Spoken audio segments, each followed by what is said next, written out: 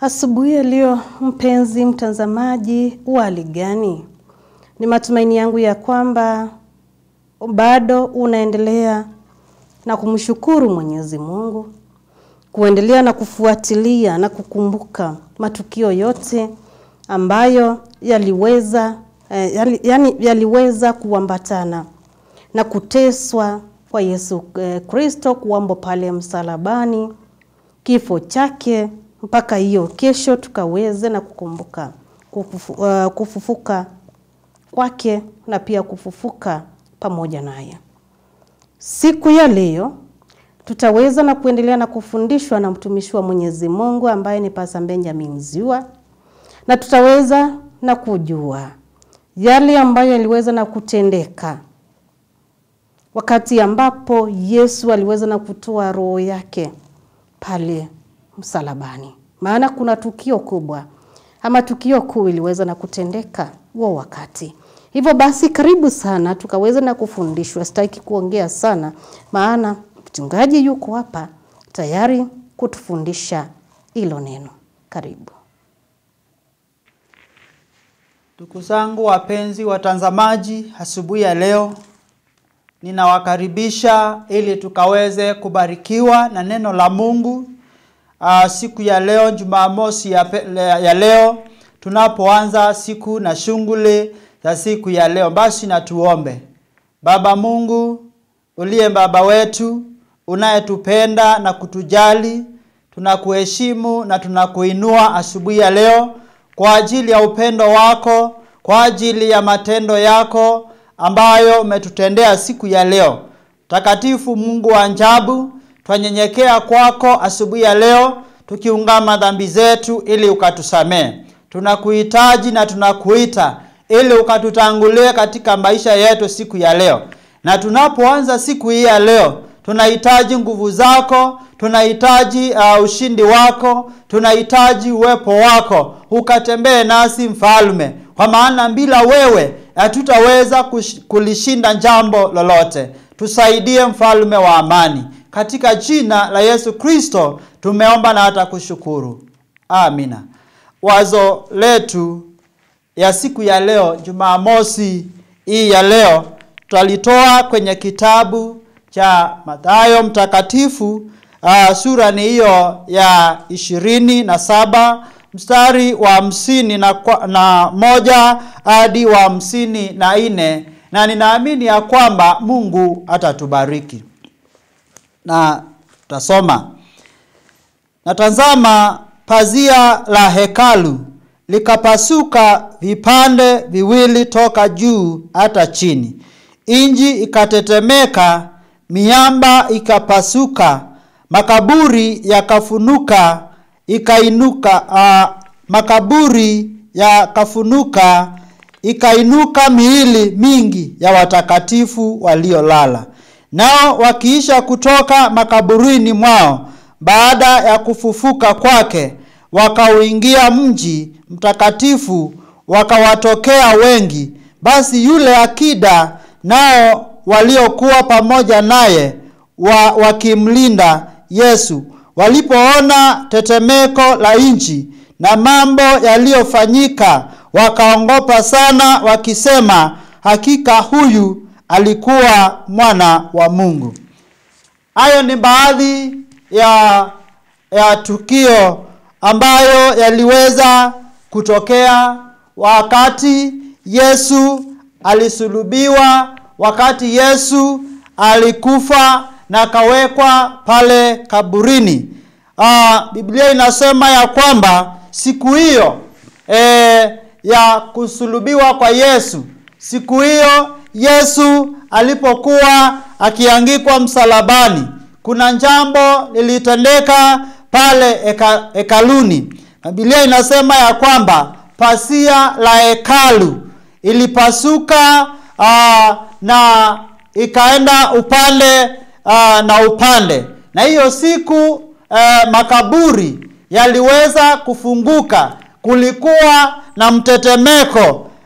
Miili ya watakatifu waliokuwa kaburini iliweza kufufuka na wakawa hai. Hayo ni mambo ya ajabu ambayo yalifanyika na yalitendeka wakati Kristo alikuwa kaburini, wakati Kristo alikufa. Asubuhi ya leo, elewa ya kwamba hata siku ya leo kuna mambo ya ajabu yataweza kufanyika na kutendeka maishani mwako, ili watu wakaweze kushuhudia ya kwamba Yesu ni mwana wa Mungu. Bwana asifiwe.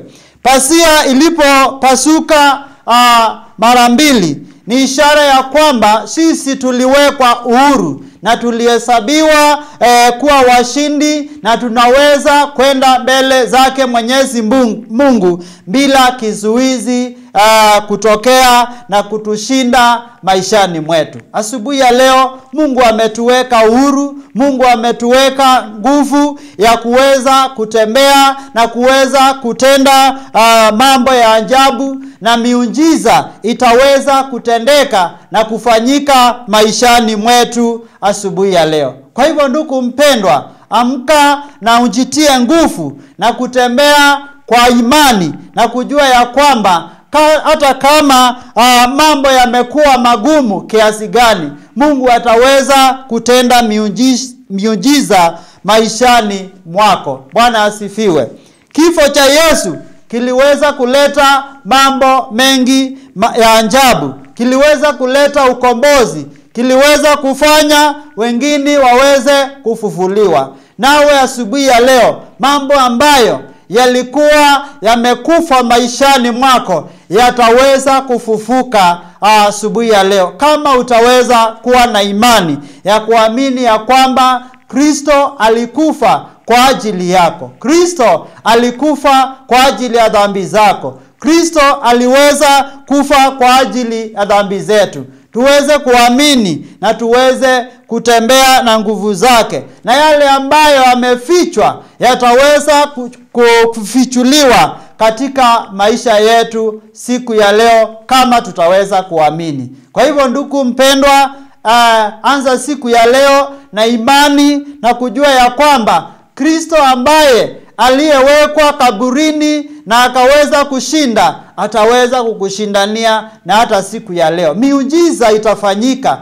mambo ya ajabu yatafanyika maishani mwako siku ya leo. Bwana atubariki, Bwana abariki neno lake. Na tuombe.